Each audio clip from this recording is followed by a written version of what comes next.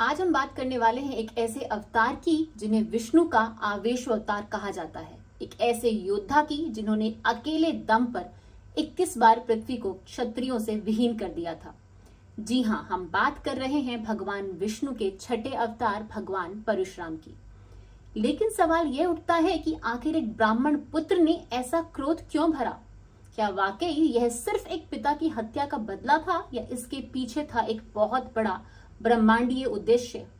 आइए आज की इस वीडियो में हम इसी रोमांचक और रहस्यमयी कथा को विस्तार से समझते हैं। भगवान परशुराम का जन्म महर्षि जमदग्नि और माता रेणुका के घर हुआ था।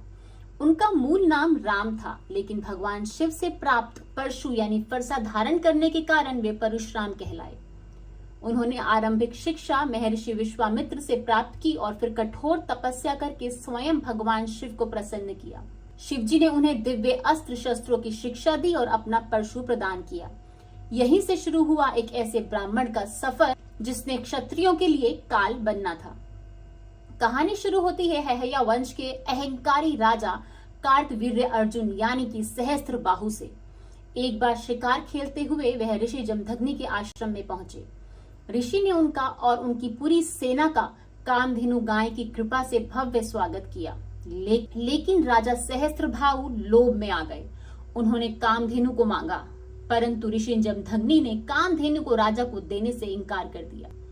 इस पर क्रोधित होकर सहस्त्रबाहु ने गाय को जबरदस्ती छीन लिया और आश्रम को लूटकर जब भगवान परशुराम लौटे और उन्हें ये बात पता चली तो उनका क्रोध 7वें आसमान पर पहुंच गया। उन्होंने तुरंत माहिष्मती नगरी पर आक्रमण किया और सहस्त्रबाहु से युद्ध करके उसका वध कर दिया। लेकिन कहानी यहीं खत्म नहीं हुई। सहस्त्रबाहु के पुत्रों ने प्रतिशोध की आग में जलते हुए भगवान परशुराम की अनुपस्थिति में आश्रम पर हमला बोल दिया। उन्होंने निहत्थे और ध्यान मग्न ऋषि जमदग्नि की निर्मम हत्या कर दी। जब भगवान परशुराम ने अपने पिता का कटा हुआ सिर देखा तो उनका दुख और क्रोध इतना भयानक था कि उन्होंने संकल्प लिया, मैं इस पृथ्वी से अत्याचारी क्षत्रियों का समूल नाश कर दूंगा।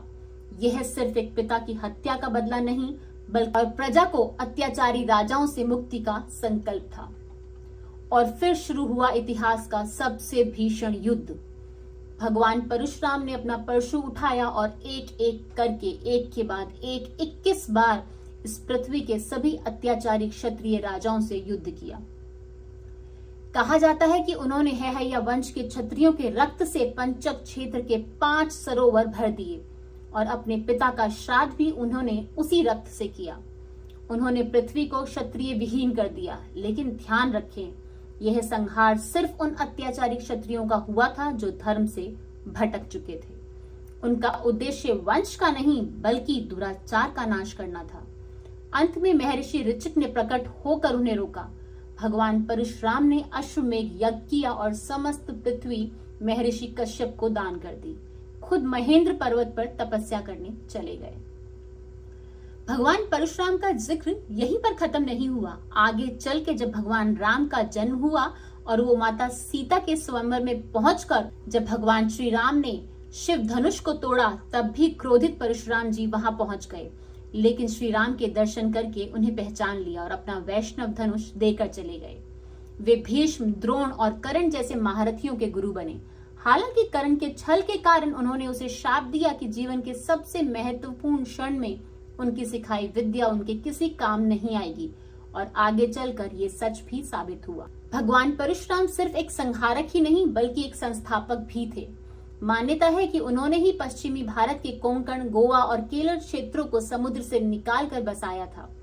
इसीलिए केरल की मार्शल आर्ट कलरीपयट्टू के वे आदि गुरु माने जाते हैं। वे आजीवन ब्रह्मचारी रहे और धर्म की स्थापना के लिए हमेशा तत्पर रहे। कलयुग के अंत में जब भगवान कल की अवतार लेंगे तो भगवान परशुराम ही उनके गुरु बनकर उन्हें शस्त्र विद्या सिखाएंगे। तो दोस्तों, भगवान परशुराम की कहानी सिर्फ क्रोध और संहार की नहीं है। यह अन्याय के खिलाफ खड़े होने, धर्म की रक्षा के लिए अपने कर्तव्य का पालन करने और अंततः संन्यास लेने की कहानी है।